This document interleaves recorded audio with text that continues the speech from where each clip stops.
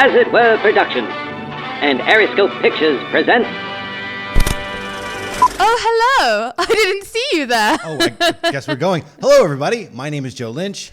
I'm Becca Howard. And welcome to A Couple of Old Fashions, the show that brings you double features just from us, all to you. It's a film conversation show where we pick at random a film each. It's not at random. Well, we have a random. Theme. There's always a theme, and then we choose Work what hard those on those films themes. are. We bring them together to the Aeroscope office, and then we surprise each other with each film. Hopefully, we come up with a really good double feature.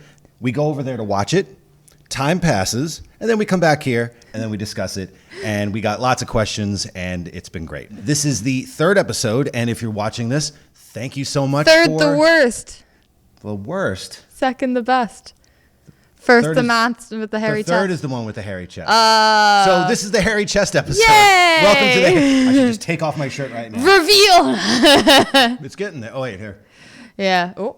Getting there. Rocco, out of there. Get out of there. What are you doing? Oh my man? God. And there's Rocco. There's the our ultimate third host. hairy chest. Well, again, if you're watching this episode, thank you for watching this episode. Thank you for supporting us. Hopefully you got to see last week's episode, which was Growing Pains, which upon further inspection and reflection, since once we shot it and we talked about it a little bit and then we edited the show, I'm feeling a little bit better about that double feature, even though I still feel like, what? Did I catch you off guard that we're talking about it? No, I felt fine about it from the beginning. I think I was kind of not regretting my choices. No Faith Nelly over here. No, I don't know. Teen Wolf, I was at the time going, yeah, and then I went, Our I don't friend know. Allie, Joe was like, "You'll never guess my pick, Teen Wolf," and we're like straight away. Knew it like that. I'm like, So am predictable. I that Oh my predictable? God, yeah. Well, hopefully tonight with our theme that we have going. Yes, and unfortunately, we are unable to respond to your guesses for what this week's theme we're gonna be. We're recording this Yes. in advance of the second episode dropping, Yes. so we're unable to. Last time we were able to in real time respond to you and interact with you, and we'll definitely, hopefully, as you watch this, have been interacting with you on the interwebs. Yes. But I have in been. the moment of this recording, we're unable to. Yeah. So we're sorry. We're burning the midnight oil tonight Yes. because tonight it's a little bit late. It's the eve of dropping the second episode. So God, let's hope this all worked. So we're here at the Aeroscope office quite late. We're going to be up pretty late, and I got to work tomorrow. So Good thing you have your Irish coffee. Yes. So I have a little bit of Irish coffee as proof. Put them together. It's a good time. And what are you drinking? Just a A shot of something? Jameson's and a. Oh, boy. We all float down here. Great. So we're going to get things rolling with our theme this week, which was mob mentality. Yes. When we usually do our walks with Rocco, that's where we start coming up with some Our of the themes. fart walks. Our fart walks where we get all the... Post dinner, our post prandial. It's when you eat. That's a word? Yeah. Post. Okay. Your stomach is postprandial because you're eating, so it's digesting. So scientific. Well, when we take those walks, that's where we've been coming up with a lot of the themes. And mob mentality was one that just kind of popped in our heads, and we popped it down. And I feel like it was my head, but you can take half the credit. It's fine. I'll We're take the married. credit. That's what that's. But, that's how but that cookie was crumbles. in looking at the choices that we had. That one immediately, I was like, oh, and I even know the movie that I'm going to do. And then when we started talking about it a little bit, I'm like, wow, we really could take this in so many different directions. I mean, yes, mob has its own connotation. Mentality does as well. But you put it together, and I'm really excited to find out what you picked. I thought we were going to comment on one another's t-shirts first. Oh, all right. How's your T-shirt, Well, Becca? I wore a Panic Fest 2020 shirt in honor of the fact that this week it was announced that Joe and I shall once again be returning to Panic Fest to host our surprise movie. It's kind of one of the reasons, jumping off points for this podcast, because we've been having a lot of fun programming movies at Panic Fest and interacting with people and all of that lovely movie madness. And last year was a double feature. So hopefully see some of you guys out there in Kansas City for some good old fashioned barbecue and some good old fashioned peanut butter whiskey, I think they have out there. Well, they have at the Screenland Armor in Kansas City, which is, I would say, the New Beverly of Kansas City, right? Yes. It's like we'll go that far.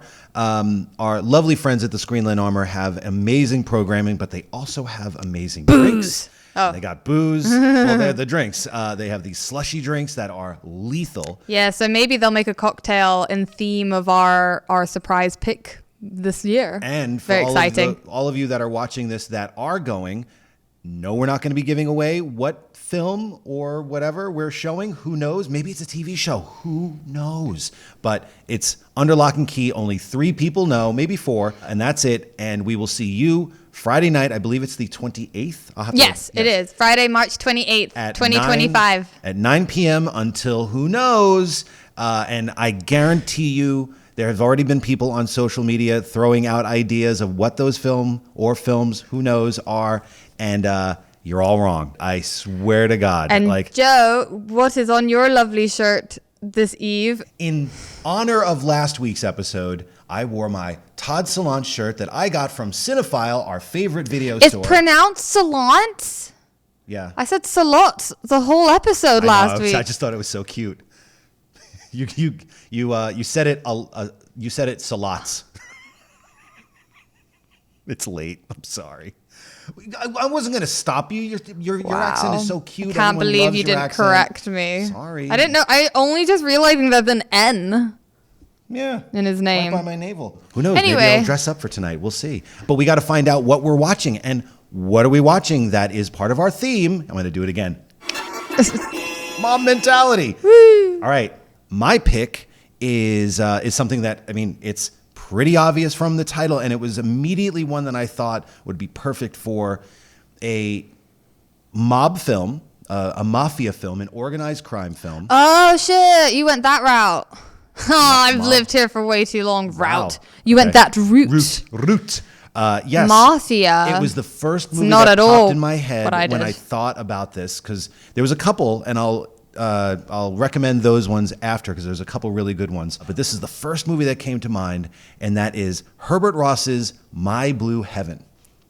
Oh. Yeah, I know, right? You're probably going like, what the fuck? I was surprised that you took it in a mob, like the mob kind of a way. Yeah, see, man. We're going to talk about that like that the entire rest of the episode. Like Little Caesar, Public Enemy, or like one of the Scorsese's, but no.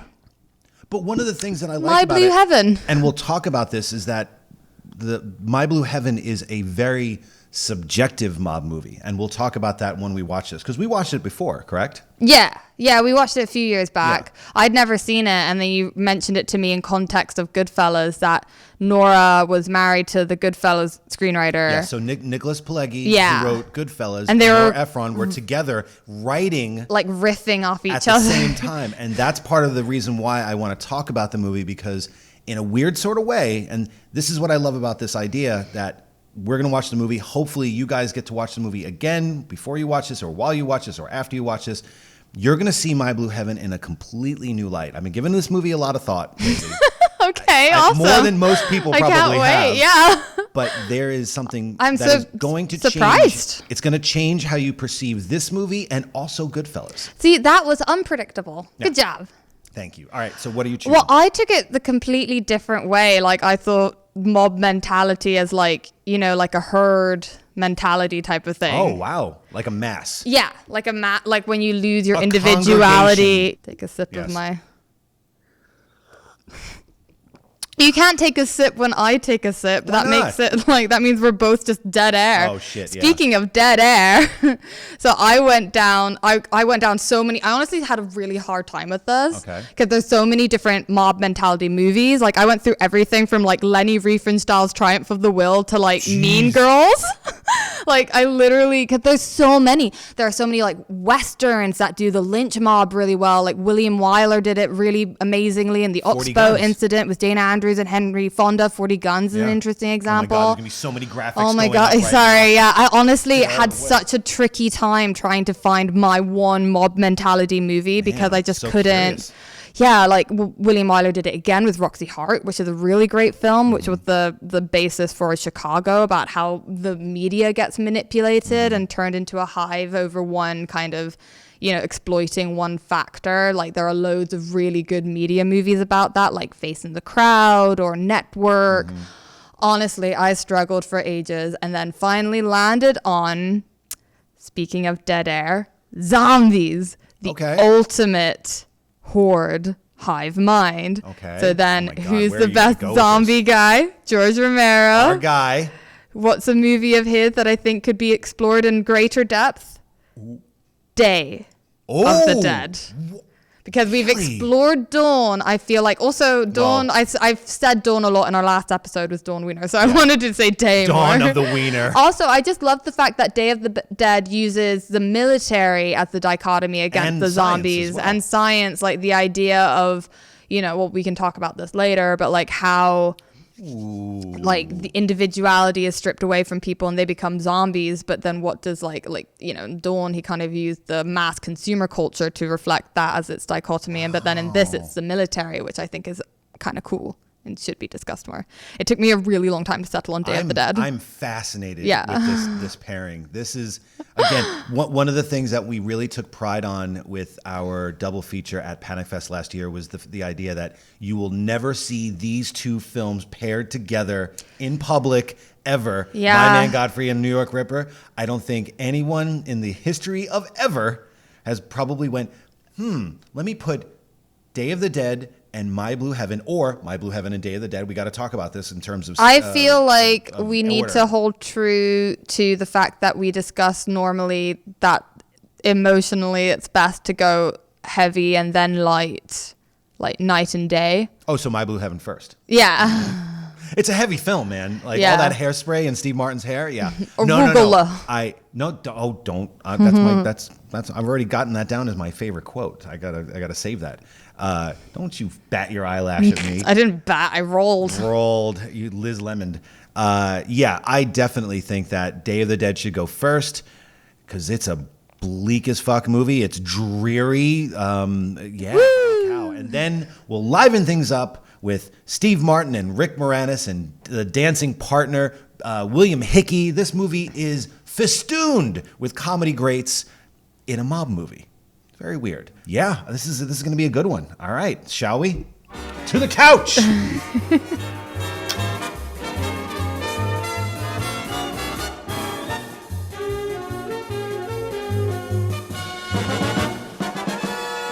And now it's A Couple of Old Fashions with Becca and Joe.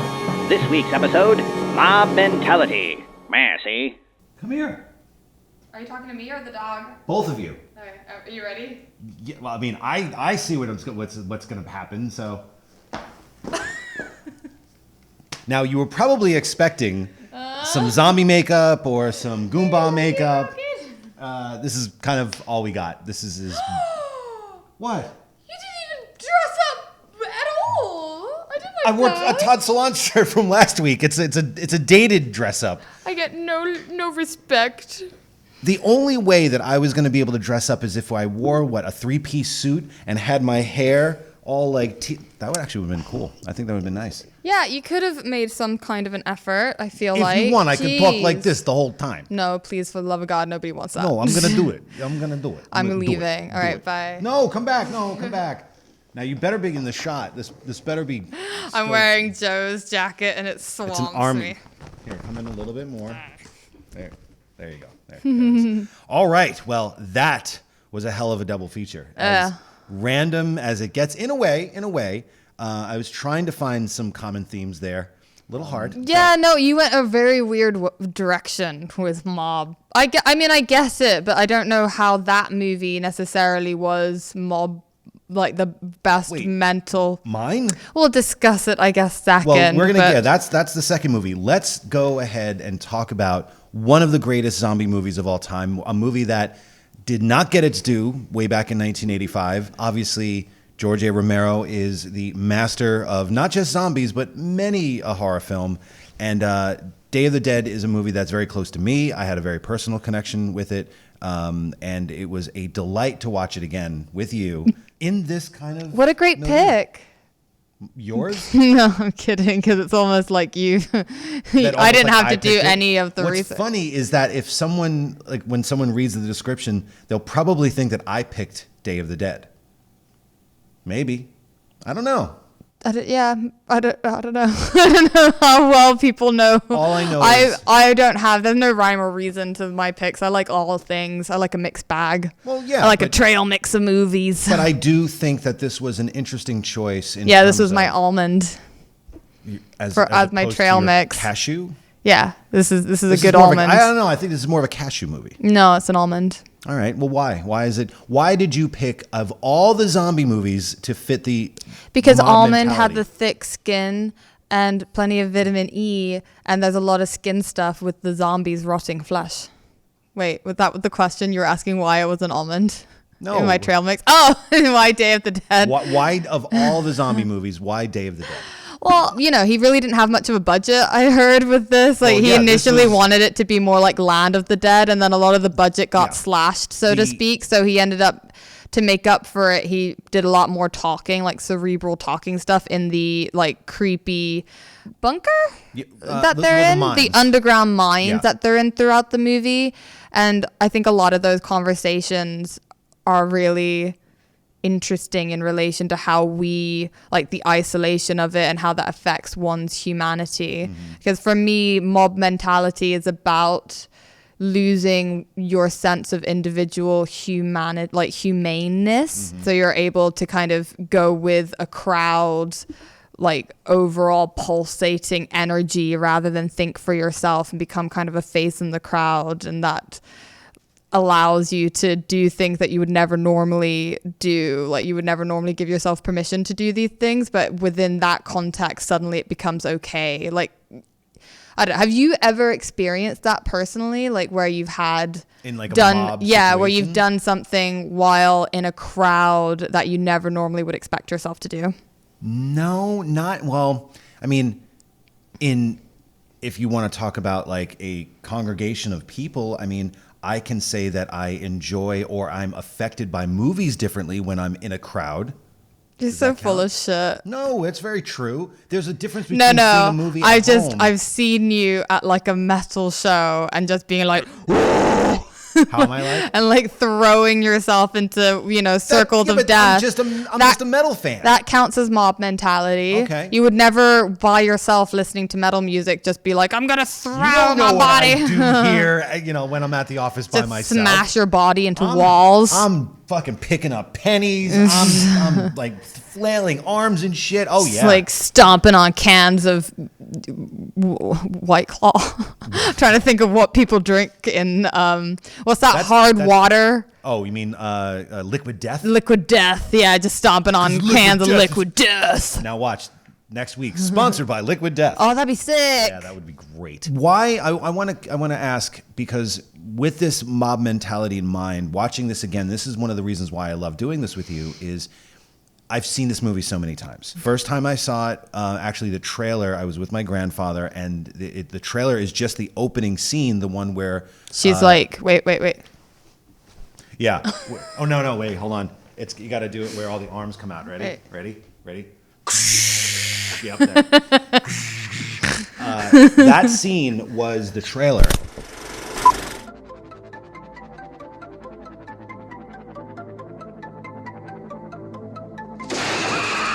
George A. Romero's Day of the Dead. Due to scenes of violence, no one under 17 admitted. Starts Friday at a theater or drive-in near you. Check newspapers for showtime. That trailer played, and he jumped 6 feet up in the air when that scene happened, and that was it. That was the trailer, and I was in. I was already better a to be zombie 6 fan. feet over than 6 feet under. Oh boy! After that, I saw it on Media Home Entertainment many, many times. Then on Laserdisc, then on DVD. The current version that's on Shout Factory is fantastic. The documentary is great. But I've always seen it where my particular point of view was, it's a zombie movie, and usually Romero has levels of subtext in it, which one can always appreciate. Day of the Dead is interesting with this mob mentality because and I think this is part of the reason why people didn't like it when it first came out, because when you see Night of the Living Dead and Dawn of the Dead, and then all the zombie movies that were imitating what Romero was trying to do subsequently between 1978 and 1985 when this came out, which is why he wrote the original script, which was called Dead Reckoning. That was the Land of the Dead one. Yes, which got truncated down because the budget was too high, and Romero really wanted to, I hate to say the word exploit, he wanted to utilize Tom Savini's effects so much that the budget had to get cut down. So good. They're the best. Tom Savini. This is Tom Savini's raison d'etre. That's so French. good. This is definitely the peak of his Saviniest. This is the Tom Saviniest movie. And the blood is perfect. The gore is amazing. I still don't know how they did half the shit. The thing that's interesting about it is that while you have the mob of zombies in the beginning, and then that last 15 minutes is terrifying because there is the thing that scares me the most about zombies is being in a corner and them slowly coming towards you. Well, you forget. That's what's terrifying. I forgot since the last time I watched it, just the intense amount of claustrophobia with the total lack of windows and date. Like it's definitely the most claustrophobic out of any of it. Because even in Dawn, they have the like night skylight thing. Yeah. There's still they can go up in the roof. Yeah, and the fact that they have, they're in a mall, like it's an empty kind of ghost of what once was, but it's still quite like it's relatively recent history, whereas one has to imagine in the land of Day of the Dead, it's been like several years that they've been dealing with this epidemic, whatever you want to call it, and they've completely developed like new paradigms of existence within this like totally like blank slate. Like there's nothing at remotely home-like. Like she has that pathetic little calendar on her whitewashed wall. Yeah. And then at the end of the movie, that's the one thing she keeps a hold of and changes it onto November. It's like that one tiny fragment of her past life of civilization, which is a huge point that the movie makes, that humans need that. They need like civilization in order to act civilly with one another. And if you don't act civilly, like, I think the definition of acting with civility to one another is to act with humaneness to other individuals. And it's very much the highlight is on one-on-one individual kind of communication. So all those points kind of work to dehumanize all the people that have been living underground for all these years, that they slowly start to, they hold on to. It's like that Lord of the Flies effect. Yeah. Like they desperately kind of grab onto this one last vestige of animal behavior, the one thing that like is that why everyone is fucking screaming and saying fuck all the time? Yeah. The difference in the acting between night, especially Dawn. Yes, very big. Is like a fucking like John Cassavetes documentary compared to the very arch acting in Day of the Dead, which always grated on me. Like Miguel, for example, that guy is cheap seat acting, right? He is playing to the fucking rafters, but when you think about how long they've been down there, I think it's how fair. much they've been in this vacuum. If I sleep badly for one night, I am a mess. I'm like you're Joe Polito. Yeah, I'm Rhodes. Yeah. Absolutely. Now, choke on it. I can't handle one night of insomnia or one night of like if we're on a really long travel situation. Once we had a layover in Vegas, and it was overnight, and I don't know if you've ever been to like a layover at an overnight airport, but everything shuts, and it was just the longest night of everything was like this clinically clean looking fluorescent lighting, and we were just waiting for seconds to tick by so that we could just and we're so close to LA. It's just right there. So and we did it. It's so far. So to imagine it's almost, cast your mind back to COVID times when you weren't able to really make plans or anything because you had no idea what that sense of isolation. But also just no idea what tomorrow is going to bring, which brings us back to the calendar. Like tomorrow is just more of this, or is something finally going to change? Like, it's almost the hope that has killed them by this point, and they have no hope left. And hope's a very key integral point of individualism and humanity as well. So all of this has died in all of these soldiers by this point. So I think their arch acting isn't necessarily a bad choice. Like, the melodrama of it, I think, is quite realistic. The first time that I had seen it, like even as a kid, I remember being at like my cousin's sleepover, and we made a game out of how many times people say fuck in this movie, which I believe is 237 times. This one, like, as a kid, I remember going, man, I feel like I'm hanging out with my old man because he said fuck a lot. And this movie has a lot. And you turned out fine. Yeah, I'm fine. Fucking A. That said, having the actors feel like they are all going crazy in one form or another, because, like, to go back to the mob mentality idea, you have the zombies, and again, if you haven't seen the movie, you know, you have all these people who are stuck down. Get out! Mines. No, I'm kidding. Yeah, you have all the. You know, I'm so excited for you to watch it. The zombies are up top. They're in Florida, and you have a band of. They're all survivors. There's a contingent of military survivors, and there's a contingent of scientists, and they're both stuck together, and they have to somehow work together and live together. They never really say how long they've been down there. No, but that's, I think, leads to part of, I like enjoy that, because you have to assume it's been years, but it's like they've lost track of time. Like how she has that calendar that just has all the days like crossed out. It's like she doesn't even, it's just there as like a ghost of a former part of the world that she used to care about and now no longer has any need for. It's like that whole monologue that John, I want to say, Terry Alexander's character, I think it's John, the whirly bird drive pilot, Flyboy, he has this whole monologue about how the mine that they're in has a lot of, you know, documents in it, things like, you know, immigration records, dates of birth, old film stock. It was all these remnants of a civilization that's bit the dust, and how almost ridiculous all of that seems now. These absurd little bureaucratic things that get, you know, blown to pieces, and they're all kind of trying to grapple with this world that no longer has any of those civilization moments in it, and trying to relearn what's civil. Oh, what are you eating? We're back. He's not dead. He's alive for now. We're excellent dog parents. Oh, Jesus Christ. Stop.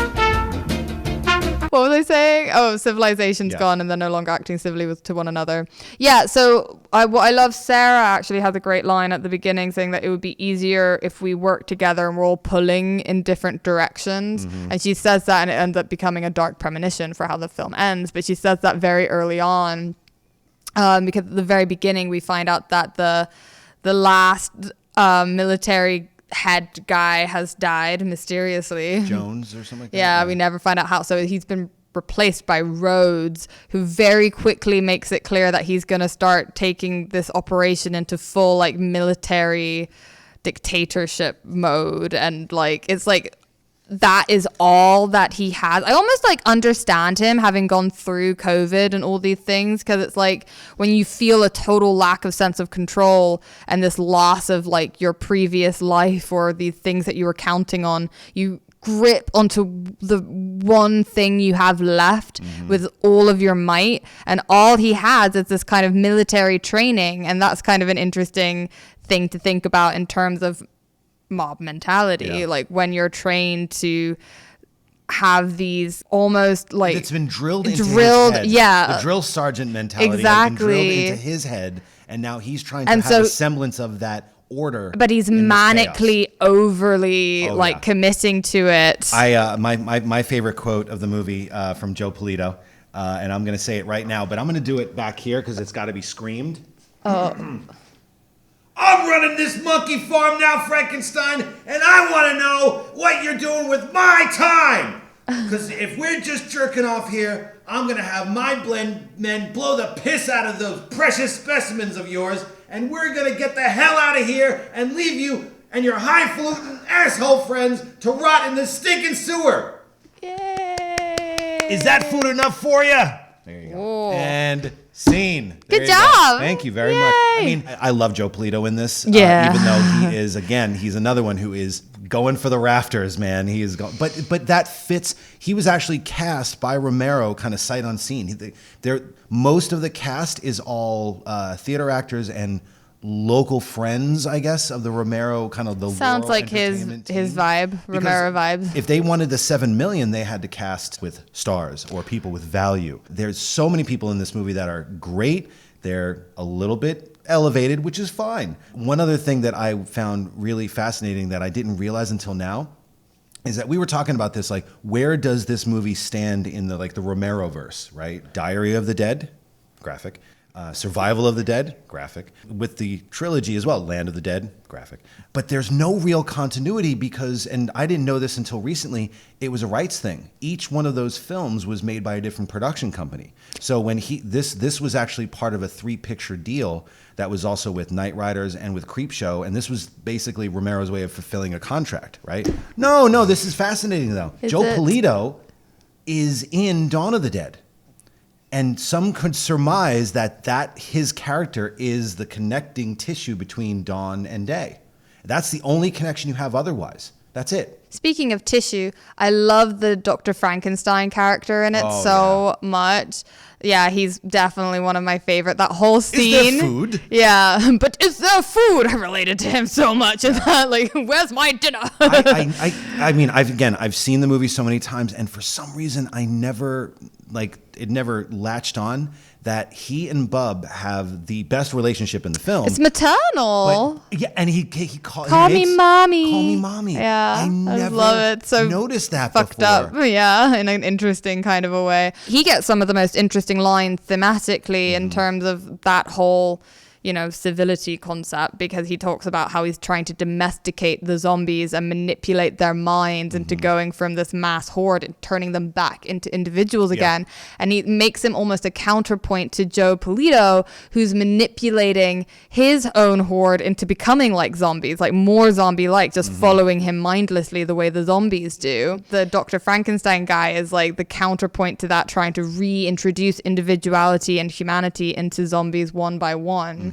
So I love that dichotomy is kind of spread throughout the movie. I think that's another reason why the mob mentality idea plays out really interestingly within Day of the Dead in particular, because it's kind of got that on a parallel. And he has a really great line in it where he says, they can be tricked into being good little boys and girls the same way we were, with the promise of some kind of reward to come, because civility has to be rewarded. If it isn't rewarded, there's no use of it. I wasn't going to memorize it you did. I'm glad you brought that up. He's a beacon of light. Between a fucked up beacon. and John and McDermott, the Bert and Ernie. Yeah, they live together, and there's kind of the one little I'm shocked it takes her as long as it. I mean, they must have been down here for years. Yeah. And in the movie, she's to go check out their cool man cave finally pad? Dumps her wet flannel of a boyfriend. Not that he does come through at the end and he regains his hero whateverness. Whatever. He's what? I don't care. I want to have. There is no levity in this whole movie, and I do kind of wish they had one moment like Dawn of the Dead and even Night of the Living Dead. No, not really. No, the only moment of levity that they have is the moment when they turn the light on the zombie and you hear the gonk in the background. That's it, and that's for 5 fans. Yeah. Going oh, dude, Dawn, the gonk. Yeah, but the one night that she gets to hang out with them is the one time you get to see. They're the only people that have actually done some kind of a sense of home with they have this RV outside the unit, and they've turned it into kind of this island tropical paradise. Yeah. 1, they have the booze, and 2, they have the sweaters. Yeah, the sweaters. They have the swag. I don't know. They're just those outdoor lights. Yeah, I was like, there couldn't have been one scene where they just hang out at the fun RV. Yeah, no, not a montage. Karaoke. Just a night where they just hang out and chat. And it's, I don't know. It's still very heavy. I was hoping there could be one scene where she gets on with them, especially since it ends up with spoiler alert. Oh wait. With her starting a family of sorts with them by the end of the film. I would have liked to have had one scene where they just kind of act they play, I don't know, just card games. Yeah, just play Parcheesi. Like a fun drinking game Monopoly or something. would be great because that game goes on for fucking ever. Exactly. Some kind of fun, dumb game to have them bond and hang out. And also, but then maybe that would have taken away from the whole like dread, increasing claustrophobia to you reach breaking point kind of vibe that the movie's going for. Well, do you but think that I if don't they know. had that sense of levity in the middle of the film, because by the time we get to the end where Miguel goes up to the top and essentially both exacts revenge on Rhodes and his crew, and also maybe in a way saves Sarah and the rest of the team. Saves, yeah, for sure. No, he By does. letting the zombies come he down on the sacrifices platform. himself to save them. That's his like redemption moment. Yeah. So at least he does do that. So he's not entirely a wet flannel. By doing that, that's where we have the horde. The mob is like unleashed into the mine, and again, some of the most terrifying zombie attacks I've ever seen. The moment where Tasso gets ripped apart and you hear his vocal cords stretch. Since 1985 when I saw that movie, so great. I will never. It's so great. That's one of the best kills in any horror movie ever. Never left my head. The eyeball of the other guy, and then the other guy, the goofy, rapey dude, gets his eyeball ripped off. Yeah, it's Sarah's words coming back to full circle poignancy. We're getting pulled apart in different directions, and in their case, that was literally what happens to Rhodes. But like, it's because of Rhodes' betrayal as well. Like Rhodes is the one who has been whipping them into a zombie-like frenzy, and it's in his betrayal of them that they all run off in separate they abandon their military training. Yeah, he wants to get them in order. Yeah, but then he betrays them, so they all become individuals again, just in time to be ripped apart by the zombies, the ultimate horde. I think the most satisfying death is obviously Rhodes. Oh, the because best. Specifically, because you have the Bub showdown. Well, that's specifically why I think, because Bub has regained his humanity in expressing the loss of like seeing his mommy who's been killed, Mommy like shot to death by Rhodes. Yeah, Mommy Frankenstein. He's evidently like, you can see that he's emotional, which is the essence of humanity. Like he absorbs a loss in a very emotional human way. And so him pressuring Rhodes down that alleyway where he gets attacked by all the rest of the zombies and then shooting him in the gut. Salute. Yeah, that's like such a satisfying death because it is the triumph, ironically, of humanity through Bub. Which I love. And it's the triumph of the dichotomy that was represented by Dr. Frankenstein trying to reintroduce like his thesis of reintroducing individualism into the zombie horde. It's the triumph of that over the mob mentality effort that Rhodes was trying to introduce. He turns them from faces in the crowd to every man for himself. And I love that, like that whole sequence comes full circle in a very interesting and fun way. And what I also love is of the three, because I still think that the three, night, dawn, and day, I like land, and I am a fan of survival as well, but those first three are like Romero's perfect trilogy, like with all the different things that he wanted to say about zombies, using zombies as a metaphor in a way. This is the one that has the most hopeful ending, because night is bleak, dawn is uncertain, and with day, and this goes back to what your mob mentality theme goes to, can you have a mob mentality with only three people on a desert island? No, but that's specifically not. They've become like a family unit, not a mob. Yeah, so that's what I mean. Like, but I would say none of those three ever exhibit mob mentality traits. They're never they always allows them to survive though. All three of them act with individual like purpose and identity. I don't think either of those three ever lose it, and then because of that they're saved at the end. I mean, Frankenstein's almost like a martyr to the cause. That's true. Yeah, and then her and the Scottish guy, what does he do? He's like an electrician. He drinks and looks like John Astin from the Addams Family. I think he's like an electrician or something. He does, because like Rhodes bullies him into like an interrogation asking about something to do with lights, and he says he doesn't have enough power or battery. He said something about battery. He does know how to string a mean set of lights outside in their man cave. Yeah, he knows how to work a fairy light. Also, they're probably lovers too. Come on. I would hope. Yeah, I want them to just have this with all wonderful the military guys talking all the rapey shit. In my head, it just becomes Tintorera with those three at the end. Tintorera, that's a movie for another day.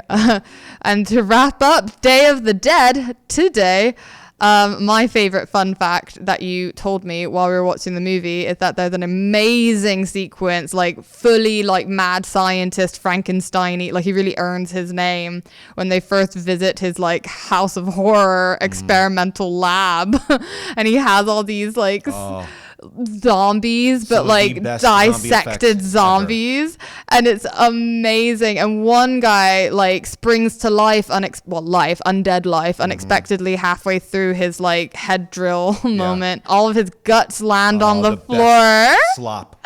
And apparently they're the real guts. Oh yeah, no, they use. I didn't know that. Oh, pig guts! Wow. Savini brings us back to Lord of the Flies and Piggy. Savini knew that there's a difference between the latex and the silicone. Real guts hit the ground in a very particular way. But the problem is that someone unplugged the refrigerator for the night when the next day when they were going to rip roads apart. So all the guts that are in Joe Polito, when they rip it apart, have been souring for 2 days. Oh la la. And so they had to put like Vapo rub on his nose. So he couldn't smell. And so that whole Joe got him.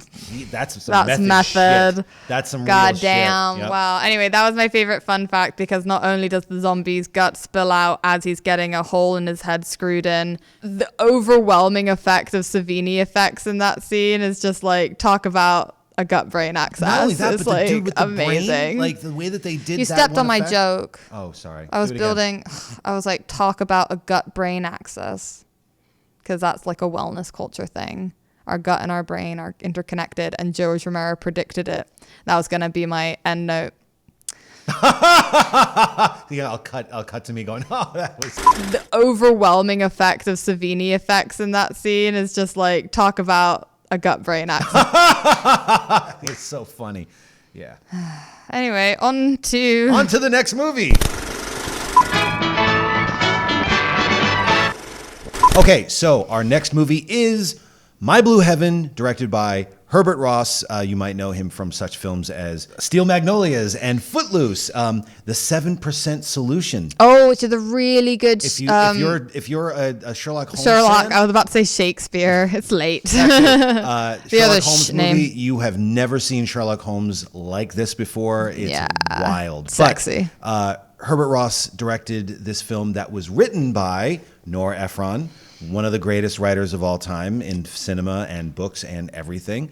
Someone who really has a keen eye on relationships and character and has a great comedic sensibility. And exhibits none of that in My Blue Heaven. The FBI is hiding ex-gangster Vinnie Antonelli in the suburbs. I'm a new man. This is not the old me. This is the new me. And the suburbs will never, ever be the same. My Blue Heaven, rated PG-13. Starts Friday, August 17th at a theater near you. Well, I'm sorry. Again, sorry, Nora. For context, I'm only saying this. I know you're like, oh, boring trivia, but this is kind of important. I just think that people can look up trivia. I know, but this is going to... They can't look up our brains, or can you? But if you want to get inside my brain for why I picked this movie, part of the reason why I picked this movie, because I also think that Goodfellas is a good mob mentality movie. Yeah, I thought... That's a very subjective movie. That's like the perfect mob mentality movie. Now, if you knew that both Nicholas Pileggi and Nora Ephron were writing the movies at the same time, so much so that she went on interviews when he was talking to Henry Hill. Henry Hill later on sued Nora Ephron because he thought that she took the story of his witness protection. If you remember at the end of Goodfellas, Henry Hill ends up in witness protection, which is essentially the beginning of My Blue Heaven. So this movie is, in a way, a spiritual sequel to Goodfellas. So if you wanted to have a perfect mob, not mentality, not this, kind of theme, but if you wanted to have a perfect, like, early 90s Goomba double feature, Goodfellas and then My Blue Heaven work perfectly. Now, the Goomba in question, played by a California native, doing the worst Italian. Growing up, now, but here's the thing. But wait, the thing that I think works about this movie is that if you think about it, suburban life is a farce, right? This movie is as farcical as it gets. If this was Henry Hill's like way of justifying him being in witness protection, and he went like, you know, if they were going to make a movie about my life, they would get, I don't know, The Jerk. They would, in his head, getting Steve Martin to play him, who's the good guy. The mob guy is the good guy in this movie. So everything that he does, from pay off, people to building a baseball stadium out of mob money, he's the good guy in this movie. So he's the hero in his own film. This, even if you've seen the film is bracketed by all of these chapters, which are told in first person. So it's very much, this movie is his point of view. So thinking about like how the movie, if you've seen Goodfellas, at the end of Goodfellas, you have that moment where he's like, you know, can't even get a decent plate of spaghetti. All I got is egg noodles and ketchup. And he's talking to the audience. He's looking at the audience. This is that if Henry Hill went inside and said, I'm going to write a book on my life, and then they're going to make a movie, this is that movie. So that's kind of how I've been able to justify for $1. But the thing is, I get, because when we were watching the movie, you're like, oh God, Steve Martin is so miscast. Well, I feel like, and I don't disagree with you the more I think about it. Because the world that is being created by Nora, and I do agree with you in terms of the farcical element there. It's as farcical as it gets. And it's so absurd that I almost wished that there was one aspect of it, like that if the lead could have been grounded by someone who you would expect to see in this world, and they've almost been placed in this bizarro, if it was Ray Liotta. Yeah, like if you actually he played it straight. And then the world around him was this cartoonish nightmare of suburbia where you don't you can't get a decent plate of spaghetti, which, to be fair, nightmare. Yeah. I couldn't get into the movie and enjoy it as much as I wanted to, even though Steve Martin is so charming, and he has these kind of dance moments that are cute, and the way he says the arugula is cute. You can tell, like he's relishing. And I'm enjoying his enjoyment, but so if it had been like a sketch, I enjoy it for the space of a sketch. Full length, even just 90-minute movie, I just wanted to get in. It felt like I was like a watermelon trying to be pushed underwater. I was like trying to get in, but it just kept bouncing back up. Like I couldn't get into it. But this being that this is the third collaboration between Steve Martin and Rick Moranis. So I love Rick. The casting of this movie was accidental, because originally it was supposed to be Arnold Schwarzenegger was supposed to play the mobster. And the reason why he didn't do it is because of Kindergarten Cop. Wait. Yeah. Hold on. And Steve Martin was going to play the FBI he meant agent. to play like a German mob? Austrian mob? I would hope that they made him into like Red Heat. They would have been like a Russian mobster or something like that, like an Anora. Doesn't sound Russian at all. He sounds Austrian. That's all Arnold can do. Well, he did do Russian in Red Heat, not well, but he did do it. I would believe that more than him being fucking Italian. Oh yeah.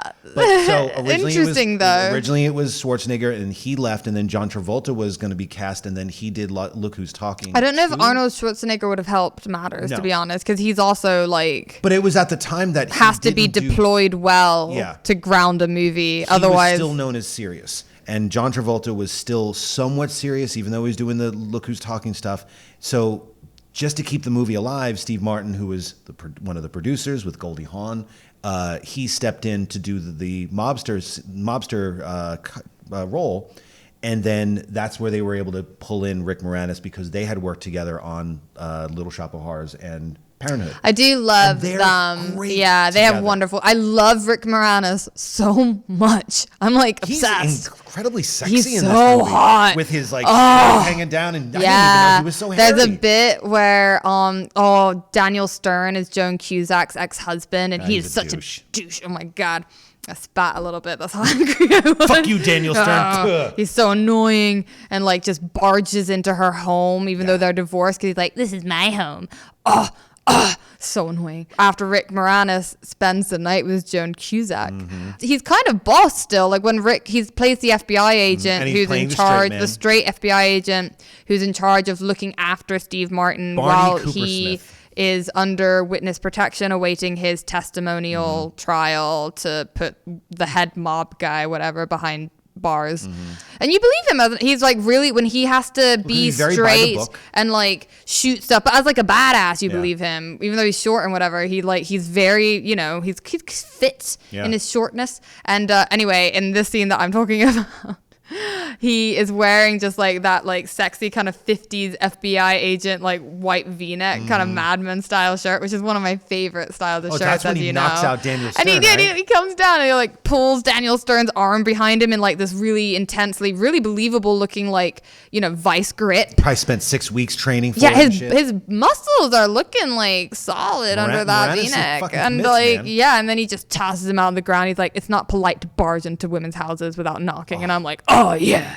Rick. Oh, barge into my house without knocking anytime. Jesus. You can watch. I would totally watch that. He is the keymaster. Like watching it again in this mindset, I do agree with you that the gimmick of Steve Martin doing the mobster with it's even the dark hair, because the like where it looks like he just rubbed some like shoe polish and just it was the kind of stunt casting that you wanted to say, Steve Martin as you've never seen him before. Arugula.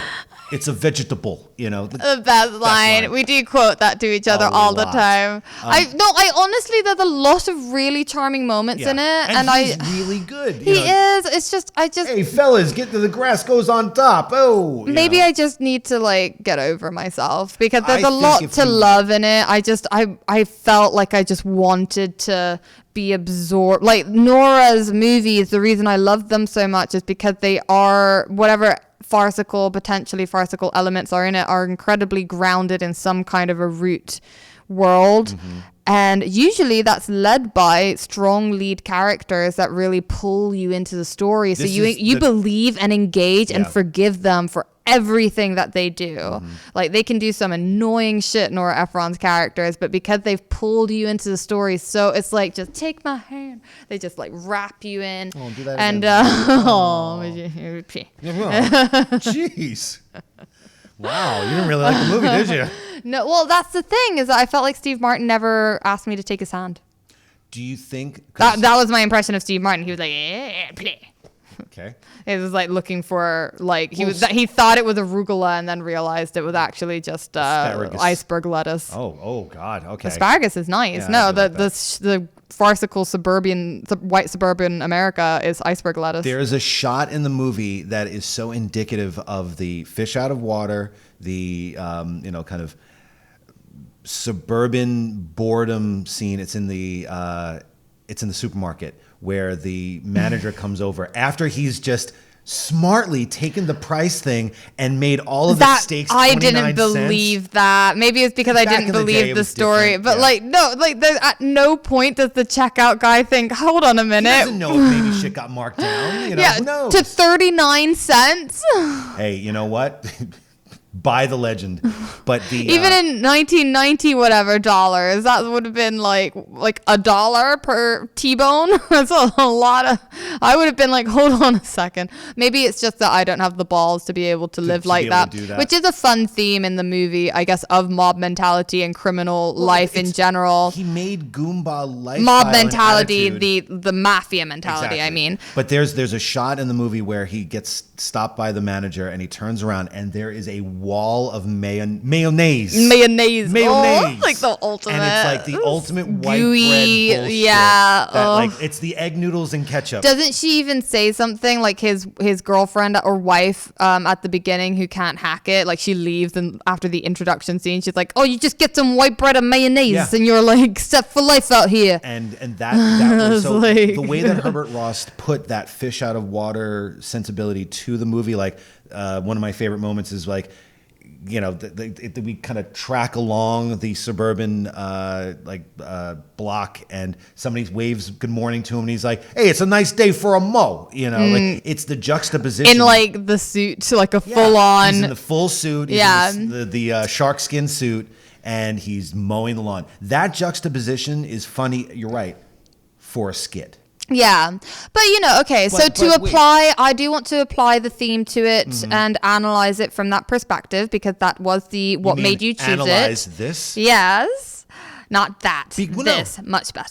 But I think your point of the casting would have made made Nora's script better. It would have, I think, hammered home the mob sensibility. I think Steve Martin is a stopgap. Time and time again, we see that Steve is trying to. What I really wish was given more. I guess it's a pretty primary plot point, is that the buddy, like the unlikely buddy pairing between him and Rick Moranis, and he keeps, as the criminal, the person who's chosen this criminal lifestyle, Steve Martin keeps encouraging Rick Moranis to behave more like there is no tomorrow. Dresses him. To be braver. Yeah, he's like, put down $1,200 on a nice suit, because, you should have you should dress the way you want the world to reflect and respect you.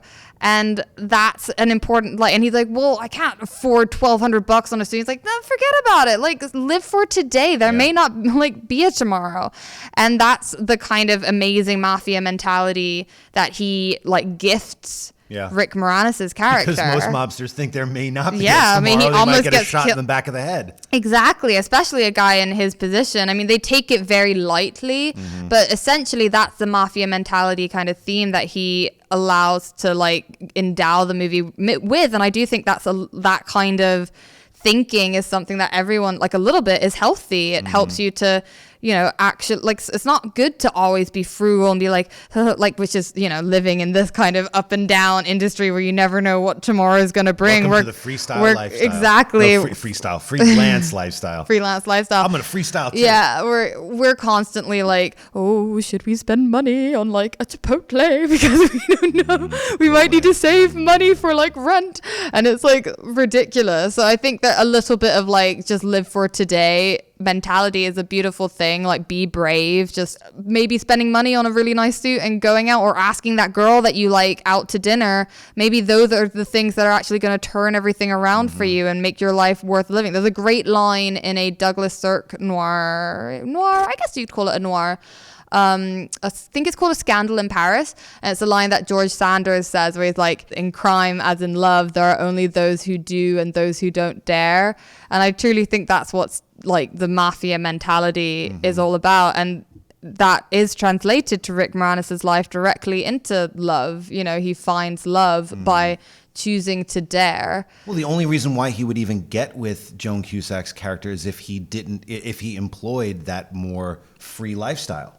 So in a way, again, with the mob mentality, he can be free. Maybe Michael J. Fox's character needed a little mob mentality to stay the wolf. Bringing it back to the last episode. Hopefully you watched that too. Considering that this movie is as goofy and kind of lowbrow humor at certain times, and broad, I do think that it highlights the mob mentality in a very good way, because it is subjective. And if you see it in the purview that this is a mobster's version of the idealized life in a fish out of water story, I think it works really well. I do agree with you. And that's why I think Analyze This works so well, is because it took Robert De Niro. I mean, he had done a couple comedic parts before, like Midnight Run, right? But no one saw him do that. And then that's how he was able to do Meet the Fockers and Meet the Parents and everything. But doing a serious version of a mobster in a comedy with Billy Crystal, that was a great pairing, because you got to take someone who we've seen in movies kill people, murder them horribly as a mobster, and now you're seeing him scream into a pillow. If it was Ray Liotta playing this character again like a sequel, I think the movie would have been embraced a lot more. That said, still funny. You'll never hear arugula the same way again. Rick Moranis saves this movie. He's sexy as hell. Everybody's a lot of fun. Yeah, overall, I'm much happier with this pairing, as divergent as it may be, than last week's. I thought last week's was good. I think this one was singular in its own way, that no one would ever put these two movies together. And I thought even the order, I think the order was good. I think the order was very Yeah, they fitting. definitely, I don't think, had any relation to one another. Whereas last week we were sort of went in the same I think it was the whole high school ballpark. thing kind of Yeah. helped it out, where this one does not have those thematics whatsoever. No, you interpreted mob and mentality totally differently was than I fun. did. But yeah, they were fun. They didn't go together. We ended on a really strong note. Everybody, is happy at the end of My Blue Heaven. The three survivors of Day of the Dead are happy at the end of Day of the Dead, but we definitely needed that little kick up, I guess. I guess just different. They are both mob mentality movies. Yes, Just in different their own ways. unique way. And Like- there you have it. People are in their own individual ways, as long as they don't conform to mob mentalities. Ooh. And there you go. Two great movies that we got to discuss right here on A Couple of Old Fashions. So, next week, what are we watching? Oh yes, it was my pick this week, and I didn't go with one of Joe's. Joe always has to revert to my theme ideas. Give me because something where I don't have to pick another 80s movie, because I really got to break things up a little bit. I just sit there and go, holy shit, I've done a lot of 80s movies. Am I that predictable? Allie. She's going to know exactly what movie I'm going to pick this I'm trying week. to think if this theme, I don't know, because there might be good 80s movies for it. Maybe. I don't know. Well, All right, so next week's theme is... silent screams. Oh, wait, don't you mean... Yeah. There you go. Ooh, silent scream. Okay. Yeah, I feel like there's a lot of ways you could interpret that. Like, do you go with a silent movie? Do you go with like the Quiet Place type of movie where you want to scream but you can't don't for whatever say reason? anything. Sorry, Now I'm not to influence you, but just I'm just saying there's numerous can't ways pick that that one. you. Oh shoot. You can't say it. No, exactly. I was reversing. Oh. Well, I feel like anyway, there's a lot of different ways you could take silent screams, if you want to. But that's what I love about this whole experiment, is that, look, we took mob mentality in two completely different movies. So it was definitely a fun night, even if those movies had nothing really to do with one another. Or did they? Let's find out what you think. You know Yes, what? please. Let us know Help what us you thought out. of our picks, what you would have picked, because I mean, there's a lot of other mob mentality movies. That Yeah, I was as thinking you of. saw from my existential crisis at the beginning of this podcast record, I lost my mind a little bit with mob mentality, because I just feel like there are so many movies that deal with it well. So let me know how you thought. What movie I should have picked instead of Day of the Dead, please. Let us know what you thought of our picks. What are your picks for mob mentality? And let us know in the comments below what you think could be the silent scream picks. Think about what we're going to pick. I love that people are predicting what we would pick. And what would you pick for the theme silent scream? Our next week podcast, we should be able to record after we drop this episode. So this time we can read your comments and it can have a big old influence fat mailbag, our big scrote, hopefully. Yeah, give us a big fat scrote, please. And on that note, we gotta bring the man. On that scroty notey. Scroty note. All right. Oh, you're a scroty note. And Rocco says hello, everybody, and hope that you guys are all doing well. And also, thank you very much. Thank you very much for all of your support for A Couple of Old Fashions. We're on to Thank you. third episode. We're still doing this, so this is great. Thank you guys again. We really appreciate it. And do you have a cool sign off? Oh yes, movies. They're the only marathon worth participating in, and they're what date nights are made for. Join us next week where we watch 2 more. Good night, as the sirens play in the background. If we're gonna be alive, what do you think, Rocco? Was that a good one? What did you do? And now, folks, it's time to say goodnight. We sincerely appreciate your patronage and hope we've succeeded in bringing you an enjoyable evening of entertainment. Please drive home carefully and come back again soon. Good night.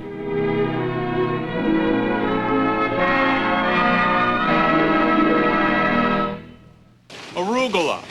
I haven't had arugula in 6 weeks. What's that? It's a vegetable.